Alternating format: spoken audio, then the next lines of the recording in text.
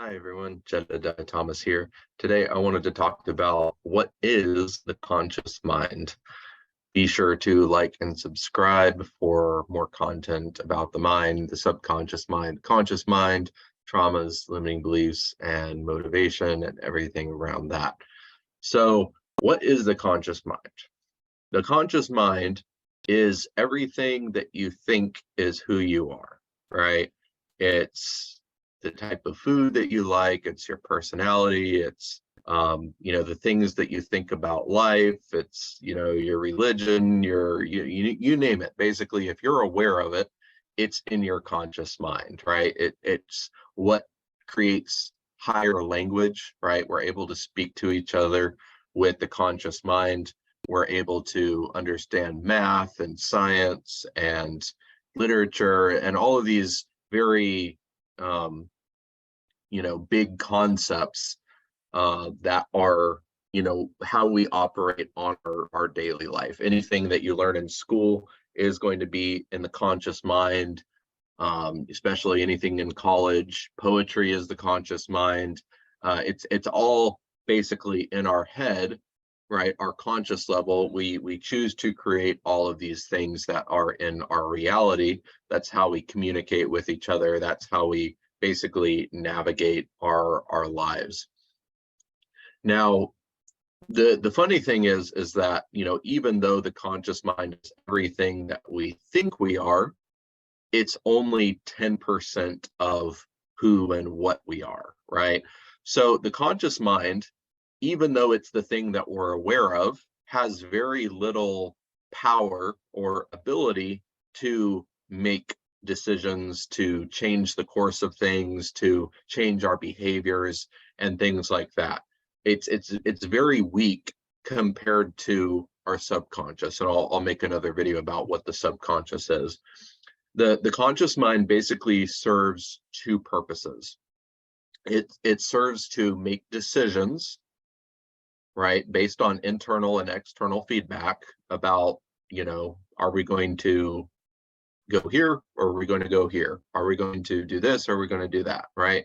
And that's basically how to navigate our life without, threatening our survival, right? Should we cross the road now while there's a semi barreling at us, or should we wait 30 seconds until the semi is passed and then we can cross the road, right? So that's the decision making faculty of the conscious mind.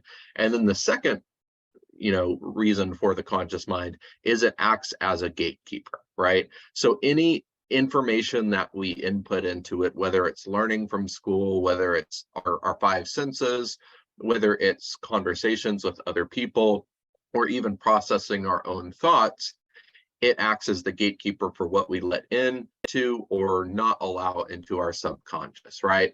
So if we, are talking with someone and they're saying, okay, aliens abducted them last night, if we didn't have our conscious mind, that would just go to our subconscious and we'd be like, oh, aliens abducted you last night. But because we have the conscious mind, it allows us to say, like, okay, is that actually reality, right? Like, what are the circumstances around that? How like, what proof or what evidence do you have that aliens abducted you last night, right? Show me the facts, the details, the logic, right? So what it's doing is it's filtering the information that it receives so that it knows not only what goes to the subconscious, but when stuff goes to the subconscious, how does it actually tag to other things, right?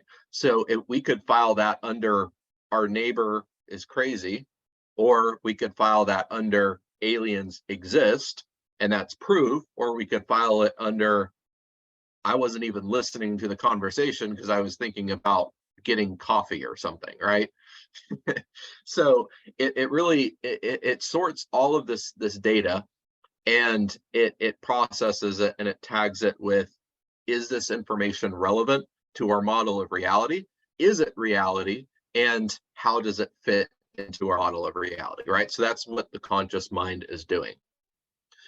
Now, there are some misuses of the conscious mind, and basically a lot of people do this, and it's not how it's supposed to be used, is that they use it to store a lot of data, a lot of information, right? So when they learn something, they try and memorize everything and they keep it in their head, and then they like their brain gets fried because your brain is not meant to store all of that data, right? It's just meant to decide what data is appropriate, and it's meant to gatekeep, and organize that data. It's not meant to store it, right? So a lot of people make that mistake. It's a lot better to write stuff down if you're learning stuff as opposed to trying to hold it in your conscious mind. So if we compare the mind to a computer, and it is a computer, don't get me wrong, it is absolutely a computer. Our conscious mind is like the RAM, right? The random access memory. There's a limited amount. It's how we pull up programs. It's how we process data, right? And software. But you can't run your entire computer on it because it's going to fry it, right? If you open up 5,000 Google tabs, your computer is going to crash, right? So that's what the conscious mind is like. It's like the RAM, right? So it can get overloaded, and you can start to experience burnout or frustration or stress or whatever if you don't clear that every so often, right? Either by writing stuff down or by sleeping and allowing it to go into like long-term storage, which is your subconscious. That's one of the kind of the abuses of the conscious mind. And then there is thinking that your subconscious mind doesn't exist, right? Just because your conscious mind is for making decisions, the decisions you're making are determined by what's in your subconscious, right? So if you believe that there's danger somewhere, you're not going to decide to go there unless you can somehow get around that program, right? So that's what the military does, is they kind of beat that out of you, right? So you run towards gunfire instead of away from it. But that's kind of a different story. But basically, it's trying to protect you, right? And it's not actually driving the car. So your conscious mind is very limited in its decision-making power. It's basically just assessing the input from your senses and from your subconscious, and then it chooses what's best, but it's not able to really truly drive you on that deeper, more fundamental level. So that's kind of the second abuse, is thinking that your conscious mind is actually what's controlling you, and it's absolutely not. Like I said, it's 10% of who you are, or 90% is the subconscious. And then another abuse of the conscious mind is trying to multitask. So there's a lot of people that think that multitasking is how you be more productive, and that couldn't actually be further from the truth. So in order for you to be fully productive, you need to be fully focused, right? You can't be looking at your phone at the same time you're watching a movie, at the same time you're trying to read a book. You've got to do one thing, right? Because it's very mechanical in how it shifts from one task to another. And you have a certain amount of shifts that you can do before it burns itself out, right? So if I'm reading a book and then I look at my phone, that's a shift, right? And then I look back at the movie I'm watching, that's a shift. And then, a book falls over and I got to go, put the book back up. Now that's another shift.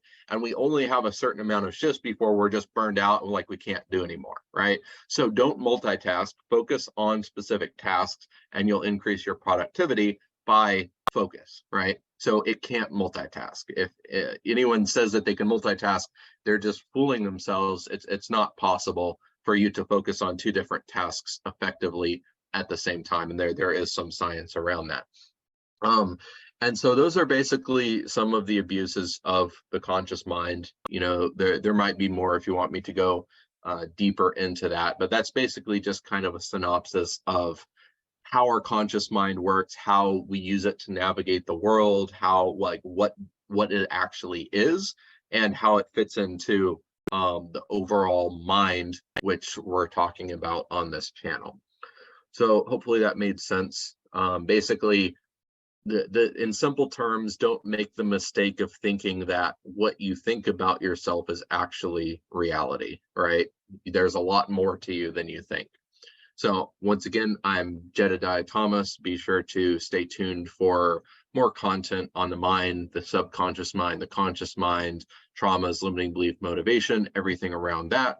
and like and subscribe if you haven't already, and I'll see you on the channel. Bye.